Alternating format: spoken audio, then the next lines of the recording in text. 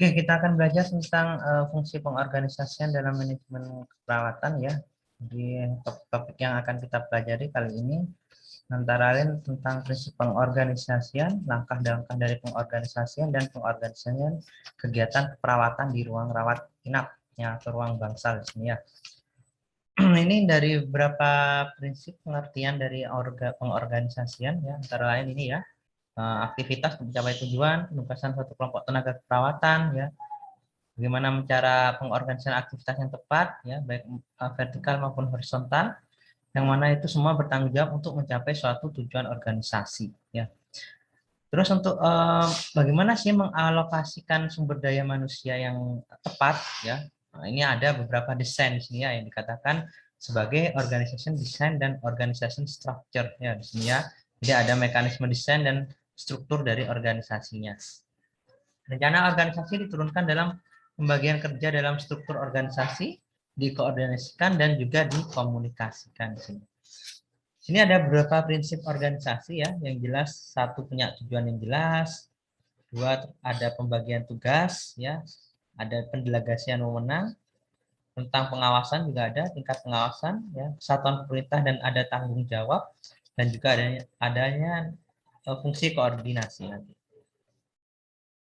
Berikutnya ada 4 pilar ya dalam pengorganisasian ya. Organisasi dibagi menjadi 4 yaitu pembagian kerja, pengelompokan pekerjaan, relasi antar bagian dalam organisasi dan koordinasi. Ya, kita bahas yang pertama ya, pembagian kerja di sini ya. Ada suatu rincian aktivitas yang jelas dan tertulis ya. Semua tingkatan jabatan pada individu memiliki rincian aktivitas yang jelas. Jumlah tugas yang dibebankan pada individu bervariasi. Beban setiap unit merata, penempatan orang yang tepat, dan juga ada penambahan atau pengurangan pegawai berdasarkan volume kerja.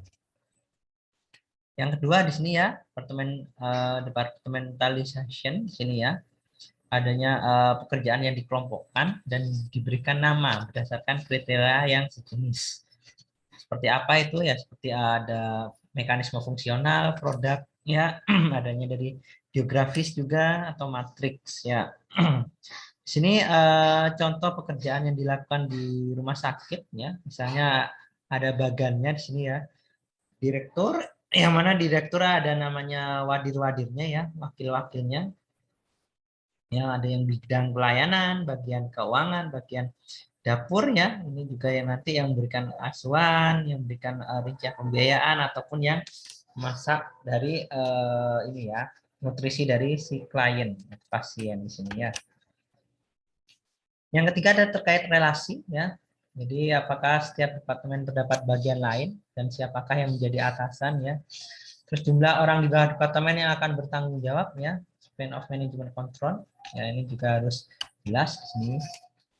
Untuk yang keempat terkait koordinasi. Pembagian kerja berjalan efisien dan efektif ya, harus ada mekanisme koordinasi. Proses pengintegrasian seluruh aktivitas dalam organisasi juga harus dilakukan supaya tujuan organisasi tercapai secara efektif. Dapatnya mengatasi suatu konflik kepentingan. Ya, itu juga salah satu penting dalam fungsi koordinasi ya. Meminimalkan biaya dan efisien juga dapat dicapai nanti. Berikut terkait pengorganisasian ya dalam mekanisme ini bangsal dalam perawatan sini ya.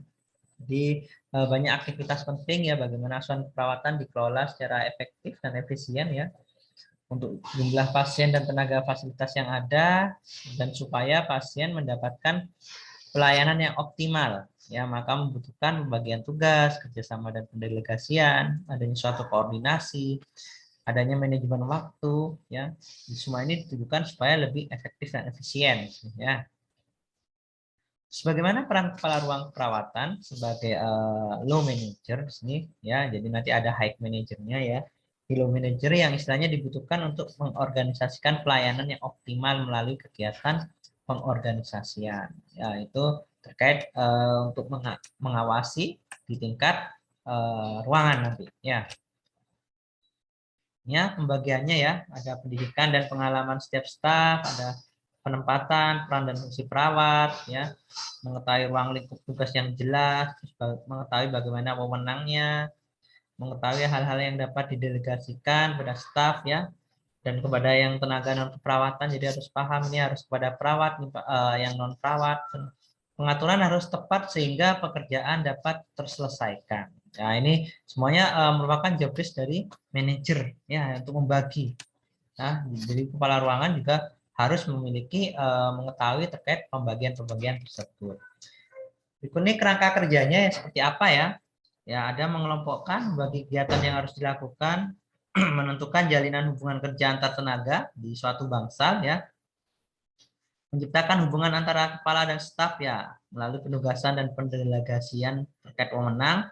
Selain itu juga memiliki tujuan untuk memudahkan pelaksanaan tugas dengan cara membagi tugas pada perawat dan yang non perawat ya. Biasanya ini ada yang ini ya pekarya kesehatan ya. Nah, supaya juga untuk mempermudah pengawasan di sini.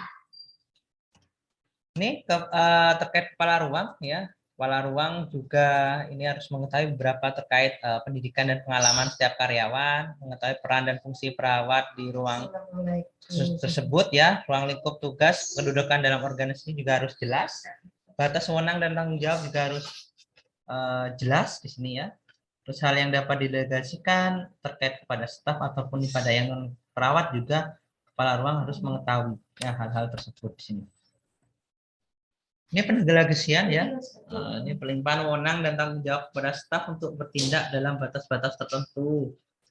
Ya, untuk ini mengetahui ya terkait alat pengembang, latihan manajemen yang bermanfaat, bagaimana staf memiliki minat yang lebih dan lebih komitmen ya, puas bila diberikan kesempatan. Ini beberapa keuntungan ya ketika kita melaksanakan terkait pendelegasian di sini ya. Bagi staf bisa mengembangkan ya, atau meningkatkan terkait tanggung jawabnya ya, meningkatkan terkait pengetahuan, meningkatkan rasa percaya diri dan aktualisasi diri. Bagi kepala ruangan juga ada waktu lebih banyak untuk melakukan hal lain. Jadi semuanya tidak harus dilakukan oleh kepala ruangan. Ya, ketika bisa didelegasikan, bisa mendelegasikan. Bisa meningkatkan suatu ini kedewasaan juga, meningkatkan kepercayaan diri dan memberikan pengaruh intern ataupun eksternal kepada staf-staf dari ruangan ya. Ini ya pendelegasian yang harus dijadikan catatan ya di sini ya.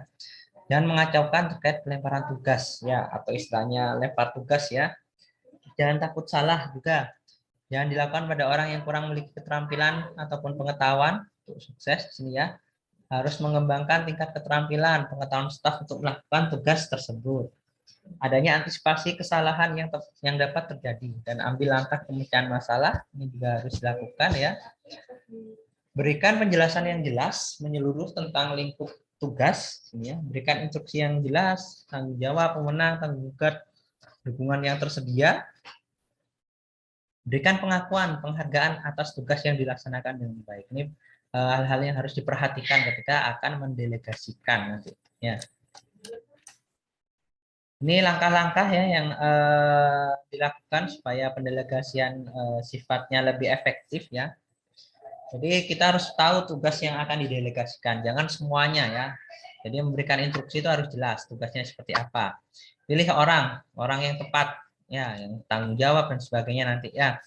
Berikan uraian tugas yang jelas ya. Uraian hal spesifik juga harus disampaikan ya. Batasan wewenang dan tanggung jawab juga harus disampaikan secara jelas.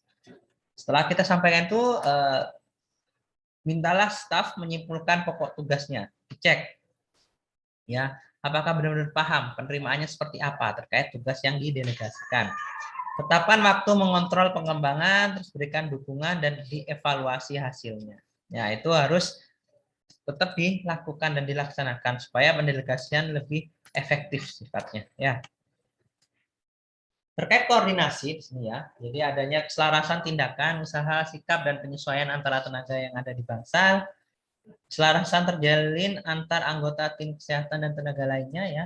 Ini beberapa manfaatnya juga ya, menghindari perasaan lepas antar tugas yang ada dan ada perasaan lebih yang penting dari yang lain di sini ya. Jadi intinya juga harus bisa ini ya, mengetahui mana yang lebih penting ya, mana yang lebih urgent ya. menumbuhkan rasa saling membantu juga, menumbuhkan kesatuan terkait tindakan ya, sikap antar stafnya itu juga jelas nanti ya.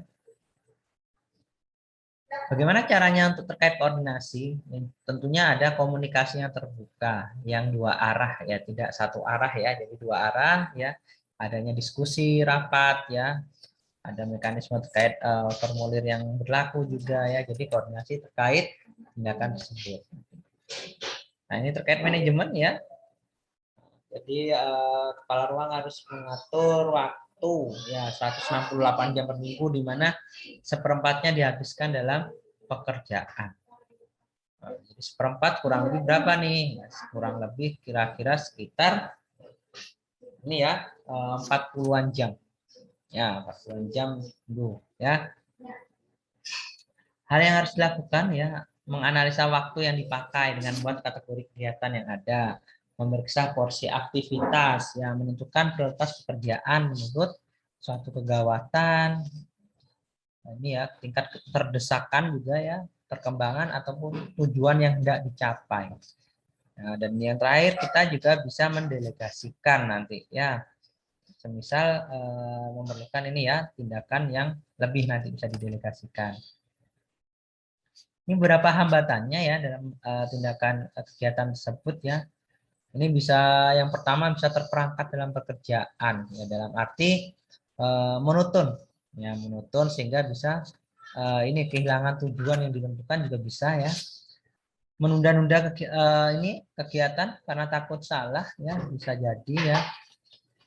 Adanya ini ya tamu tidak terencana atau tidak terduga ya, ada telepon dan sebagainya sehingga merusak ritme rapat yang tidak produktif juga ya, adanya peraturan ya, peraturan yang open door ya, dalam arti di sini setiap kegiatan ini diterima semua ya, sehingga itu bisa mengganggu, menunda pekerjaan ya, atau tidak dapat mengatakan tidak pada hal yang tidak ada kaitan dengan kegiatan yang sudah didelegasikan ataupun menjadi pekerjaan.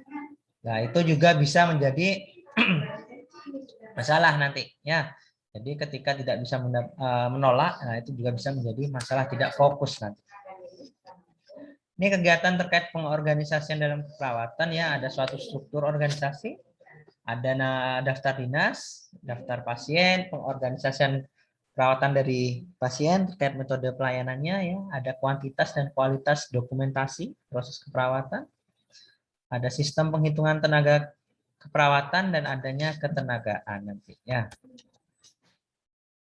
Berikut terkait struktur organisasi ya. Jadi menghasilkan output organisasi dan mencapai tujuan organisasi merupakan salah satu ini ya mekanisme dalam struktur organisasi. Meminimalkan atau mengatur pengaruh individu terhadap suatu organisasi. Mengatur pelaksanaan kekuatan pengambilan keputusan dan pelaksanaan kegiatan. Mekanisme-mekanisme formal bagaimana organisasi dikelola, tipe organisasi dengan pendekatan departementalisasi nanti. Ini ada beberapa aturan terkait lini, garis, adanya fungsional ataupun matriksnya nanti. Ya. Ini penjelasan terkait organisasi garis atau lini ya, merupakan organisasi kecil ya. Sini jumlah karyawan sedikit dan saling lebih intens ya, lebih mengenal ya. Spesialisasi kerja tidak terlalu tinggi, peran pimpinan sangat dominan ya. Dan keuntungannya pengambilan keputusan cepat karena ini ya peran pemimpinnya sangat dominan, kesatuan arah dan perintah lebih terjamin, ada pengawasan dan koordinasi lebih mudah, dan adanya solidaritas yang tinggi di sini terkait organisasi garis atau lini. Untuk organisasi fungsional di sini terkait manajer ya. Jadi ada manajer adalah seorang spesialis atau ahli dan masing-masing bawahan atau pekerja mempunyai beberapa pimpinan. Ya, manajer memiliki kekuasaan penuh untuk menjalankan fungsi-fungsi yang menjadi tanggung jawabnya. Jadi pembagian tugas dan wewenang menurut fungsi kinerja atau pekerjaan. Berikut ini terkait kelebihan dan kekurangannya ya. Kalau kelebihan, pengelolaan tugas lebih cepat, ya spesialisasi dari karyawan dapat lebih dikembangkan karena adanya ini ya terkait keahlian di sini ya. Pembagian tugas dijabat oleh ahlinya ya, di lebih kompeten ya. Untuk kekurangannya tour of duty-nya sulit dilakukan karena adanya spesialisasi. Jadi kalau misalnya saya spesialis rawat luka, ya wes fokus rawat luka, ke yang lain nggak dilakukan. Nah, untuk tindakan KDM yang lain nggak dilakukan, nah itu kan agak susah juga. Ya. Terus terkait koordinasi jadi sulit karena masing-masing lebih mementingkan terkait spesialisasinya. Nah itu juga menjadi suatu kekurangan dalam mekanisme fungsional ini. Ya. Untuk matriks ya organisasi yang susunannya ditandai dengan 2 kualifikasi. Ya, ada memiliki kelebihan kurang lebih ini ya memberikan fleksibilitas kepada organisasi, lebih fleksibel, bisa menstimulasi terkait kerjasama antar disiplin ya, dan mengembangkan keterampilan dari staf ataupun karyawannya. Dan kekurangannya adanya pertanggungjawaban ganda dan memerlukan koordinasi ganda dan mendorong pertentangan kekuasaan. Ini juga bisa menjadi permasalahan nantinya. Ya, ini pengorganisasian keperawatan ya, pelayanan perawatan pada pasien di sini ya. Jadi di sini bagaimana sih kita memilih model MPKP atau MAKP-nya ya, model asuhan perawatan profesional seperti apa pilihannya, didasari dengan apa ini ya, ada patient independent ini patient independency level, ada yang terkait costly efektif, quality of care ya, dan patient satisfaction ya. Terus adanya number and quality of nurses ya, nurse satisfaction juga, terus adanya effective communication ya, ini juga bisa menjadi ini ya pilihan dalam memilih model asuhan perawatan profesional. Ini terkait pengklasifikasiannya ya. Nah, jadi metode pengelompokan pasien menurut jumlah dan kompleksitas perawatan yang diterima, jumlah kategori pembagian pasien, ada karakteristik masing-masing kategori, jenis dan jumlah tindakan atau prosedur keperawatan yang dilakukan untuk masing-masing kategori, waktu yang dibutuhkan untuk melakukan prosedur. Ini terkait pengklasifikasiannya ya. Ini penentuan terkait tenaga keperawatannya ya. Ada 5W1H ya. What, who, where, when, why, and how. Ya, di what-nya apa? Ya, tenaga apa yang dibutuhkan? Who-nya itu siapa yang dibutuhkan dan apa terkait kualifikasinya. Ya, di mana yang butuh tenaga keperawatan, kapan butuh tenaga keperawatan, mengapa butuh tenaga keperawatan, dan bagaimana mekanisme cara merekrut tenaga keperawatan tersebut. Ya, ini terkait penentuan tenaga keperawatan ya, menggunakan prinsip 5W1H. Ini perhitungan terkait tenaga keperawatan banyak rumus ya yang mungkin teman-teman nanti bisa cek sendiri. Ada rasio, ada metode dari Douglas, metodenya dari Gillis ya, ataupun dari Debkes RI. Semuanya teman-teman silahkan pelajari nanti ya. Ini model ya terkait pemberian ini ya, perawatan juga ada yang terkait total patient care, ada functional nursing, team nursing, primary nursing, ataupun case management. Nanti kita bahas satu persatu ya. Terkait ini ya total patient care atau case method sini ya. Jadi di sini bagaimana pelayanan kepada pasien dilakukan oleh perawat ya dengan organisasi dan bagaimana performanya nanti. Nah, ini dibagi menjadi 3 shift. Yang siap shift adalah 8 jam. Dan itu harus dilakukan oleh perawat nurse yang istilahnya terregister ya, nurse register ya, atau nurse profesional ya yang sudah lulus uji tensi jelasnya ya. Ini terkait ini ya fungsional nursing ya. Nah, ini menggunakan care delivery model yang mana di sini adanya satu nurse manager ya. Jadi nanti ada ini ya terkait pengelolaan pasien secara grup. Nanti karena fungsional ini fokusnya ke ini ya terkait ada spesialisasinya. Jadi ada yang spesialis tindakan nih ya, tindakan medisnya ada yang spesialis terkait perawatan, ada spesialis terkait cek terkait vital sign ya, ada ini spesialisasi terkait ini ya hygiene ya, kebersihan juga ya. Jadi fokusnya terkait perawatnya ke situ ya, sehingga semuanya menjadi satu dan menangani pasien dalam grup ya, di sini kelompok yang tidak perseorangan, karena di sini functional nursing itu adalah ada spesialisasinya nanti. Ini tim, model tim ya. Jadi yang dikenal di Kaktim di sini adanya kepala tim, nurse manager, yang mana nanti ada tim leadernya. Nah, nanti ada perawat pelaksananya nanti. Ya, ada berupa nurse atau D3 ya. Ada asisten keperawatan juga, yang mana nanti setiap tim mengolah kelompok pasien. Yang itu nanti ditentukan kelompok-kelompok pasiennya nantinya. Ini terkait keperawatan primer ya, primary nurse di sini ya, yang mana di sini memiliki tanggung jawab selama 24 jam untuk menentukan perencanaan, implementasi, evaluasi terkait perawatan dari pasiennya. Ya, yang mana metode primer di sini dibantu oleh perawat associate ya, yang nanti menjadi perawat pelaksananya ya. Jadi melakukan tindakan langsung ke pasiennya. Nanti juga ada terkait PSICAN atau healthcare team juga nanti yang mengelola dari pasien. Ya, jadi tidak kelompok pasien, itu pasien. Jadi sama seperti kalau di kedokteran, dokter tuh ada namanya DPJP ya, dokter penanggung jawab pasien. Kalau ini adalah perawat penanggung jawab pasien nanti. Ya, itu ada terkait primary nursing model. Ini terkait modifikasi tim primer. Nah, ini yang sering juga dilakukan ya, dilakukan oleh teman-teman di Indonesia yang sering lebih efektif ya. Jadi seperti ada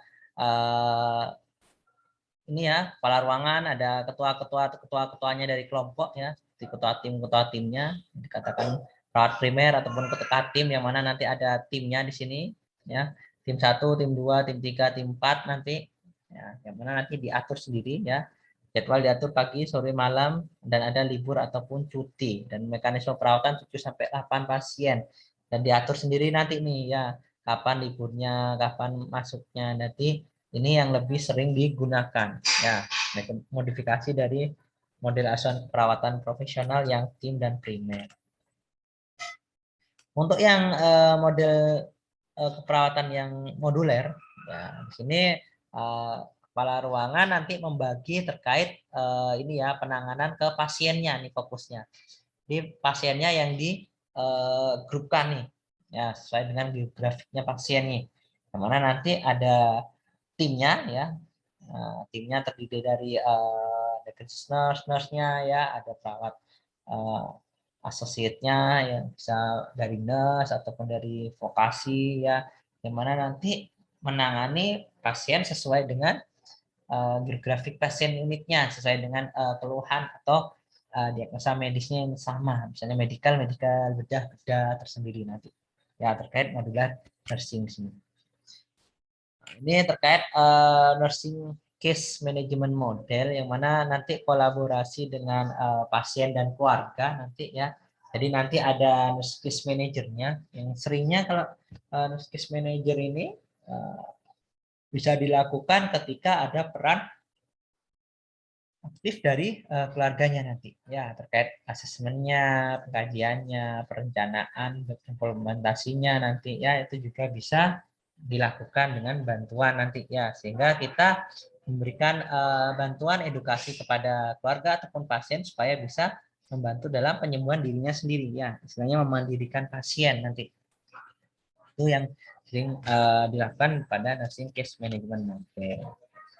Terkait shift kerja ya, jadi pengaturan terkait jam kerja efektif ya, pekerjaan yang secara permanen atau sering pada jam kerja yang tidak teratur ya. Jadi pengorganisasian pelayanan bisa melalui penjadwalan sumber daya manusia dan metode pembagian suatu kelompok kerja di sini ya. Cara dinasnya ya, ini ya bisa yang setiap shiftnya 7 jam, ada yang setiap shiftnya 8 jam, ada setiap shiftnya 10 jam. Ini bergantung nanti ya terkait kebutuhan di ruangan. Kalau 7 jam per shift ya, waktu hari ininya menjadi 6 hari kerja ya. Kalau 8 jam per shift bisa 5 hari kerja nanti ya. Kalau 10 jam per shift bisa hanya 4 hari kerja. Ya, namun kalau yang 10 jam kerja ini jarang dilakukan di Indonesia ya. Karena negara tropis terkait mekanisme ini kurang efektif ya, kurang efektif dan kurang efisien juga ya. Ini tahapan mekanisme penjadwalan ya, bisa memprediksi terkait beban kerja, perencanaan tenaga, pengaturan jadwal, dan juga bisa dijadwalkan nanti. Ya, jadi diprediksi dulu, direncanakan tenaganya, diatur jadwalnya, dan dijadikan suatu penjadwalan. Ini jadwalnya kurang lebihnya ya, ada desentralisasi oleh manajer perawatan ya. Jadi manajer memperhatikan kemampuan dan visibilitas staf dalam beristirahat dan bertugas. Ya, sentralisasi juga dibuat oleh koordinator staffing ya, dengan memperhatikan kemampuan, kualifikasi, dan keberadaan staf yang dibutuhkan serta biaya personal unitnya. Ya, ruang yang butuh perawat bisa ditambah, tapi perawat sering tidak puas dengan mekanisme ini ya, karena nanti beban kerjanya juga bisa ikut meningkat nanti. Adanya self scheduling ya, yang mana otonomi dan akuntabilitas diberikan pada perawat, tetap perlu diskusi bersama dan dalam menentukan kepentingan pasien tetap juga harus lebih diutamakan ya.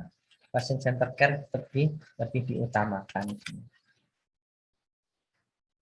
Ada beberapa prinsip dalam penjadwalan ya, jelas ini harus dipahami oleh semua ini ya, pimpinan, kepala ruang ataupun manajer ya. Dalam hal menjadi jadwal itu yang pertama harus adil. Ya, adil dalam menetapkan jadwal sesuai dengan kondisi klien, kondisi perawat ya. Porsinya harus sesuai. Penjadwalan bisa mingguan, 2 mingguan, bulanan ataupun tahunan. Ya, yang sering kalau di Indonesia itu adalah bulanan ya. Penjadwalan harus diketahui oleh seluruh staf ya, terbuka sifatnya. Penjadwalan memperhatikan tugas lain perawat, selain memberikan askep ya, tugas tambahan mungkin kolaborasi dan sebagainya. Penjadwalan juga harus memprediksi kondisi yang tidak terduga, misal pasiennya tiba-tiba buahnya atau pasiennya tidak ada sama sekali ya. Dia ada mekanisme khusus nanti di situ ya. Terus penjadwalan harus menyiapkan alternatif solusi jika terjadi ketidaksesuaian jumlah dan kualifikasi pasien. Jadi terkait on call perawat ketika ini ya lepas dinas ya, itu juga harus benar-benar diperhatikan. Penjadwalan merupakan indikator untuk pemberian reward ataupun promosi nantinya ya terkait tupoksinya perawat ini. Masalah yang sering terjadi beberapa dari mekanisme penjadwalan absen ya. Ini absen terkait tak ada kegiatan dan sebagainya, mungkin ada keberhalangan itu juga bisa ya. Terkait durasi shift yang misalnya mungkin terlalu lama ya. Terus kurangnya ini ya terkait penghargaan ya, terkait penjadwalan tuh ya yang istilahnya eh, yang tidak pernah ini ya, tidak pernah curang atau tidak pernah mengganti jadwal, yang istilahnya disiplin itu ya, kurang penghargaan terkait sana ya. Nah, juga ada masalah terkait kepuasan staf yang nanti bisa berefek kepada burnout ya atau burnout syndrome, jenuhan. Nah, ini ya, ini juga bisa menjadi ini ya permasalahan juga terkait burnout ya. Ini bentuk-bentuknya ya. Ya, ada fiksif ya, ekstraktif ya. Karyawan sudah mempunyai jam kerja tetap dan tidak bisa diubah. Ada rotating shift ya. Bergiliran ini ya, bekerja pada shift yang telah diatur ya. Oscillating shift ya, satu kelompok karyawan mempunyai shift tetap dan kelompok sisa rotasi ya. Ada primary shift, setiap karyawan punya shift tetap tetapi dapat dipindah sementara. Ada staggered shift ya, shift tetap dengan nomor waktu mulai dan nomor karyawan ya. Ada mix shift ya, gabungan beberapa shift untuk bekerja dalam bagian yang sama. Ya, ini juga bisa ya. Ini macam-macam sistemnya ya, ada yang permanen dan rotasi. Tadi ya kalau permanen ya sudah ya. Jadi intinya bekerja pada shift yang tetap setiap harinya, ada yang rotasi. Ya, misalnya kalau permanen itu ya pagi-pagi terus, siang-siang terus, malam-malam terus. Kalau rotasi bisa gantian. pagi, malam, siang, nah, kayak gitu ya.